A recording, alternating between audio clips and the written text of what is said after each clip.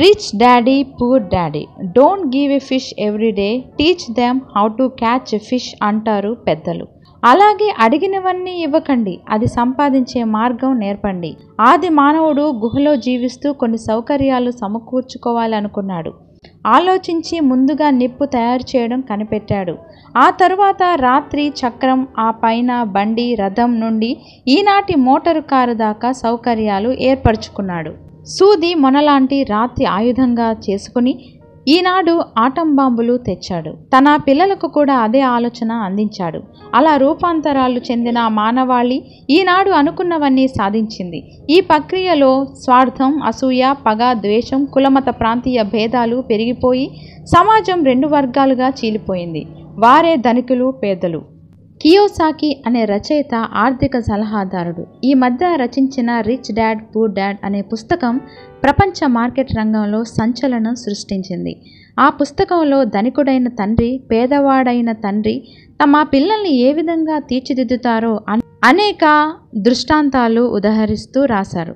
ధనిక, పేద అంటే కేవలం ఆర్థికంగా కాదు, ఆలోచనలు, అవకాశాలను అందిపుచ్చుకోవడం, ఆచరించడం వంటి విషయాల్లో అనుకూలంగా ఆలోచించే ధనికులు అసాధ్యమని భావించే పేదలుంటారు అని అంటాడు కియోసాకి. కొంతమంది జీవితాంతం కష్టపడి సంపాదించి పిల్లలకు కూడబెడతారు.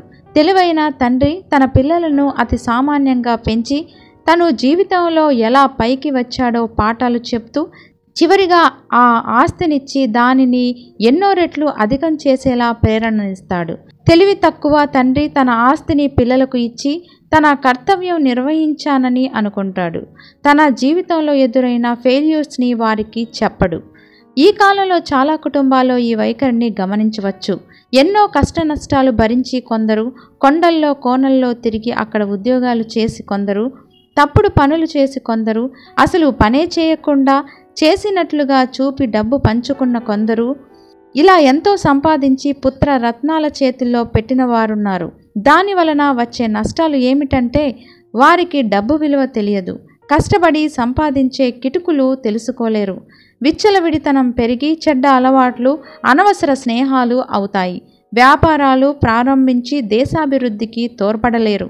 బెల్లం చుట్టూ ఈగలు చేరినట్లు వీరి చుట్టూ వ్యసనపరులు చేరుతారు. దీనికి ఉదాహరణ కోకొల్లలు. అనాదిగా వస్తున్న రాజరికాల ఆస్తిని వ్యసనాల బారిన పడి హారతి కర్పూరంలా హరించి వేసిన వారు, దత్తతకు వెళ్ళడం వలన అకస్మాత్తుగా వచ్చిపడి ఆస్తితో అన్నీ మర్చిపోయి ఆనందంలో మునిగిపోయి మళ్ళీ తేలలేని వారు, తండ్రి అక్రమార్జనతో చిన్నప్పుడే జలసాలకు అలవాటయ్యి కాలేజీలో చదువుకునే తన వెంట గ్రూపులను పెట్టుకొని తిరుగుతూ ఎదురు తిరిగిన వాళ్లను చితకబాది అవసరమైతే రివాల్వర్తో కాల్చే వారి సంఖ్య అధికమవుతుంది. అప్పటికీ కానీ వారి పెద్దలకు తాము చేసిన తప్పేమిటో తెలియదు. ఒక పట్టణంలో ఒక లేడీ డాక్టరు తన వద్దకు డెలివరీకి వచ్చిన 10 మంది మహిళల్లో 8 మంది సిజరిన్ చేసిందట. ఆ రోజుల్లో కనీసం 25,000 సంపాదించేదట. సంపాదనలో మునిగి ఇల్లు పిల్లలు అన్నీ మర్చిపోయింది. భర్తకి రోజు పొద్దుటి నుండి తాగడమే పని. అతను ఒక యాక్సిడెంట్లో మరణించాడు. దాంతో ఆ బాధ మర్చిపోవడానికి వృత్తిలో మరింతగా నిమగ్నమైపోయింది. ఆమె కొడుకు వేరే రాష్ట్రంలో డొనేషన్తో చేరిన మెడిసిన్ పక్కన పెట్టి సకల వ్యసనాలకు అవపోసన పెట్టి తండ్రిని మించిన తనయుడయ్యాడు. ఇప్పుడు ఆవిడ రిటైర్ అయిపోయింది. వృద్ధాప్యం మీద పడింది.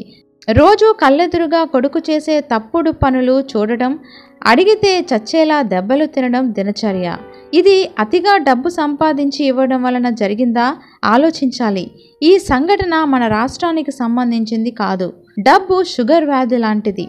శరీరంలో షుగర్ ఎంత పెరిగితే ఆరోగ్యానికి అంత చేటు. అలాగే డబ్బు ఎక్కువైతే అనారోగ్యంతో పాటు కుటుంబానికి చేటే. అందుకే దాన్ని అదుపులో ఉంచుకోవాలి. తగిన విధంగా నియంత్రించుకోవాలి. దానికి తగిన వ్యాయామం చేయాలి. డబ్బు విషయంలో కూడా అంతేనంటాడు కియోసాకి. ఆయన మాటల్లోనే చెప్పాలంటే ఆది మానవుడు సౌకర్యాలను సమకూర్చుకోవటానికి ఎంతటి ప్రయాసపడ్డాడో డబ్బున్నవారు కూడా దానిని ఏ విధంగా సద్వినియోగం చేసి ఇటు ప్రజలకు అటు సొంతానికి ఎలా ఉపయోగించుకోవాలో పెద్దల నుండి నేర్చుకోవాలి. మా నాన్న ధనికుడే, కానీ మాకు డబ్బు విషయంలో ఎన్నో పాఠాలు చెప్పాడు. ఒళ్ళు వంచి పని చేయాలని, మధ్యలో ఎదురయ్యే ఆటంకాలను ఎదుర్కోవాలని, లాభాన్ని స్వీకరించి నష్టాల నుండి కొత్త పాఠం నేర్చుకుని అది సర్దుకుని తన లాభాన్ని రాబట్టుకోవాలని నేర్పాడు అన్నాడు. పేదలుగా మరణించకూడదు. పేదలుగా పుట్టడం తప్పు కాదు, పేదలుగా మరణించడమే తప్పు అన్నాడొక తత్వవేత్త. ఈ ప్రపంచంలో అదృష్టవంతులు, దురదృష్టవంతులు అంటూ రెండు వర్గాలు